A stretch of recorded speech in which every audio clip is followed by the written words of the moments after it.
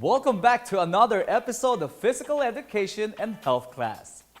Today we are going to have another interesting lesson that you may use to improve your health and maximize the result of your fitness program.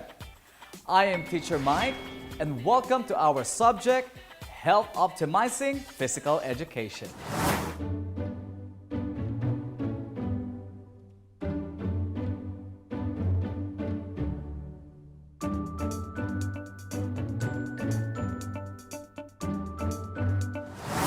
In this episode, you are expected to explain the importance of muscle, bone, and aerobic exercise, to learn the techniques in getting your heart rate, identify exercises that are essential for boosting fitness, proficiently perform fitness activity, and show creativity and enjoyment while doing personalized fitness plan. Last week, we discussed the principles of physical activity and the FITT principles. Applying all of this will help you get more out of your fitness program. But do not stop there, as there are still more to learn. Do you want to become fit but don't know how to start? Well, do not worry, because today we are going to design a fitness program. To start designing your fitness program, you must first ask yourself, what do you want to achieve? To do that, you may arrange these following goals according to how important they are to you. Use numbers 1 to 11, 1 being the most important and 11 being the least important. Students, remember that there are no right or wrong answers for this one, because setting your goals depends on what your priorities are and what you want to achieve. Students, I will give you 10 seconds to do this activity. Are you ready? You may start now.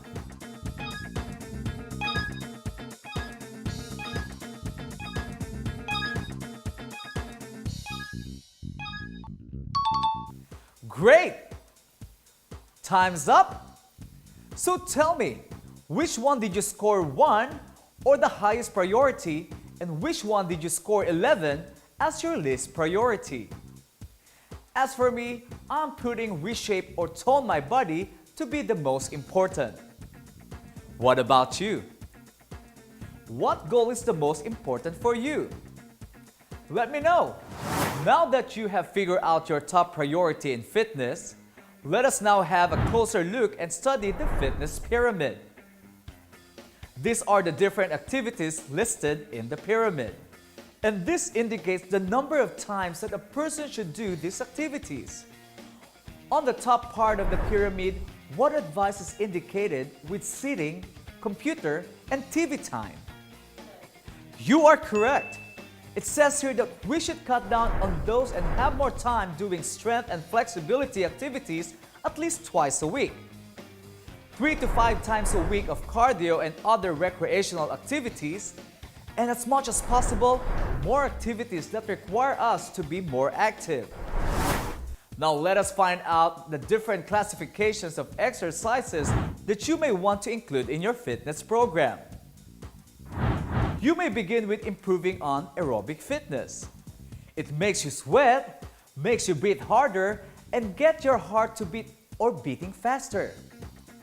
This is to strengthen your heart and lungs and train your cardiovascular system to manage and deliver oxygen more quickly and efficiently throughout your body. Examples of aerobic activities include walking at a brisk pace, swimming, jogging, or even dancing. For you to be able to measure your heartbeats per minute, you must first know the specific points in the body where the heartbeat can be felt. The first one is apical side. You may feel your heartbeat by placing the heel of your hand over the left side of the chest. Second is the carotid pulse side. This is taken from the carotid artery just beside the larynx. Using light pressure from the tip of your pointer and middle fingers, remember, never check both carotid arteries at the same time. The third one is the radial pulse side.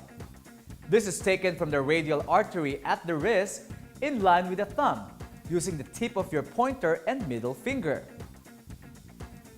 Last is the temporal pulse site. It can be obtained from the left or right temple with light pressure from the tips of the pointer and middle finger. The next classification of exercise that you may do is for your muscular strength. It improves the ability of the muscles to exert force during an activity such as lifting weights. Muscle strengthening exercises involve using your muscles to work against a resistance such as your body weight, elastic bands, or weights. Muscular endurance, on the other hand, is how many times you can lift or perform a certain amount of weight or activity. This resistance training helps increase both muscular strength and endurance. Resistance training such as weightlifting, push-ups, and crunches work your muscle by using dumbbells or your own body weight. And of course, bone strengthening exercises, or any weight-bearing activity that produces a force on the bone, is also important to overall health for children and adults. This force is usually produced by impact with the ground and result in bone growth in children and healthy maintenance of bone density in adults. Examples of bone strengthening activities include jumping, walking, jogging, and weightlifting exercises. As you can see, some exercises such as walking or jogging serve a dual purpose of strengthening our bones and our aerobic system. Don't forget your flexibility exercises like stretching your muscles that may improve the range of motion of your joints. They can improve your flexibility and reduce your risk of injury during sports and other activities. There are different kinds of stretching. One of them is static stretching. It is most often recommended for general fitness. With this type, you slowly ease into position and hold for 10 to 30 seconds before slowly releasing the stretch. Static stretching should be performed with warm muscles, such as after a warm-up or at the end of a workout. There are two forms of static stretching. The other one is dynamic stretching. It is a stretching with movement. The body transitions gradually into a position, and this movement is repeated as you increase your reach and your range of motion. Research has found that dynamic stretching is less beneficial than static stretching for increasing range of motion, but unlike static stretching, it is ideal during the pre-workout phase because it gently warms muscle while also stretching them. Now you know the different classifications and exercises that you may include when you start creating your fitness program. Let us check if you could classify the different exercises, whether they are for aerobic fitness, muscular strength, or bone strengthening exercises. You may write your answers on a sheet of paper. Here are the exercises.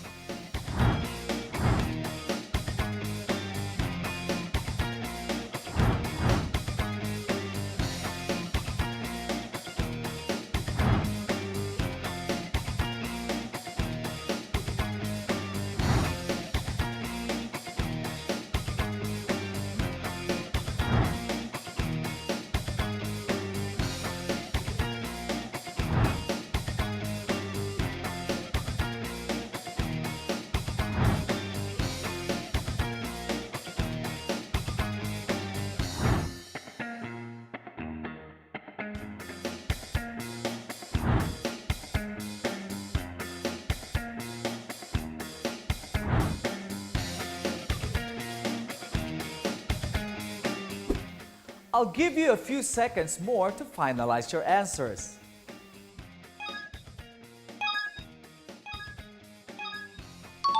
Time's up. Now let us answer. The following are for aerobic fitness: using treadmill, dancing, running, and swimming. For muscular strength, they are elastic band, push-up, and weightlifting. For bone strengthening exercises, we have brisk walking, stretching, and jogging. Another important thing that you need to learn is knowing what exercises targeted different muscle group. Which ones will develop your arms, your abdominals, and which ones are for your legs and glute muscles. Also for your heart or cardio. Let's see if you could tell which body part these exercises target. Group them whatever they are for. The arms, or for heart or cardio. Abdominals, legs, and glute muscles. Each exercise may be written more than once. Write your answers on a piece of paper. Each exercises may be used more than once. I will give you 15 seconds to answer.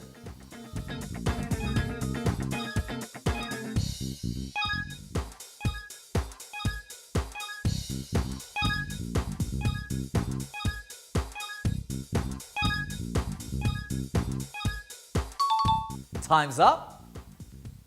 For the arm muscles, these are push-up, planking, and arm circling. For the abdominals, planking, leg raise, and sit-ups. For cardio, we have high knees jog, jumping jacks, and jogging. And for the legs or and glute muscles, they are the squats, lunge, leg raise, and jogging. Now let's find out how much you have learned in this episode by answering these questions. You have 3 seconds to answer each question. Number 1. Which physical activity is not an aerobic exercise? A. Hip-hop dancing. B. Jogging. C. Jump roping. Or D. Yoga. The correct answer is letter D, yoga. Number 2. What type of physical activity makes you sweat, causes you to breathe harder, and gets your heart beating faster compared when you are at rest? Is it A, aerobic exercise? B, aerobic fitness? C, bone strengthening? Or D, muscular strengthening? The correct answer is letter A, aerobic exercise. Let's move on to number 3. What is the ability of the muscles to exert force during an activity such as lifting weights? Is it A, aerobic exercise? B, fitness exercise? C, muscular strength? Or D, power strength? The correct answer is letter C, muscular strength. Number 4. Which one is taken from the radial artery at the wrist in line with the thumb using tips of the pointer and middle fingers? A, apical. B, carotid pulse. C, radial pulse. Or D, temporal pulse. The correct answer is letter C, radial pulse. Number 5. Which of the following gets your heart pumping and your body moving? It also refers to the street-style dancing while you kick up your cardio with popping up and locking, braking, top rocking, jerking, freezing, speeding, and sliding. Is it A, ballroom dance? B, synchronized swimming? C, yoga class? Or D, Zumba class? The correct answer is letter D, Zumba class. Number 6. Which is the most important rule in setting a goal in making a fitness plan? A, establish realistic ones. B, establish goals that can be achieved in a very short time. C, establish a frequency of 4 to 5 times per week to exercise. Or D, establish a vigorous intensity workout to see the result right away. The correct answer is letter A, Establish realistic ones. Number 7. What is the purpose of cooling down exercise? Letter A. Prepare the muscle for intense activity. Letter B. Increase heart rate and breathing rate. Letter C. Elevate blood pressure and increase blood flow. Or letter D. Allow the body to gradual transition in a near resting state. The answer is letter D. Allow the body to gradual transition in a near resting state. Number 8. Which of the following type of training includes weightlifting, push-ups, and crunches, and working muscles by using dumbbell or own body weight? Is it A. Cardio training, B. Yoga, C. Footwork training, or D. Resistance training? The correct answer is letter D. Resistance training. Number 9. It is most often recommended for general fitness. With this type, you slowly ease into the position and hold for 10 to 30 seconds before slowly releasing the stretch. Is it A. Yoga, B. Dynamic stretching, C. Static stretching, or D. Resistance training? The correct answer is letter C. Static stretching. And for the last number, number 10, it is stretching with movement. The body transitions gradually into a position, and this movement is repeated as you increase your reach and range of motion. Is it A. Yoga, B. Dynamic stretching, C. Static stretching, or D. Resistance training? The correct answer is letter B. Dynamic stretching. Do you love dancing? If you do, that's perfect, because for your additional activity, I want you to look for any Zumba videos online and try it. You may share your experience with your parents, siblings, or with anyone in your house. And if you are confident enough, you may post it on your social media accounts, and don't forget to use the hashtag #HopeWithTeacherMike. Well, students, that's all the time we have for today. I hope you enjoyed and learned a lot from our episode. Always remember, a healthy body makes a healthy mind. Join us again next time as we engage in more and fun physical activities towards achieving an active and healthy lifestyle. Once again, I'm Teacher Mike, your best hope teacher, saying thank you for watching DepEd TV, and I'll see you next time.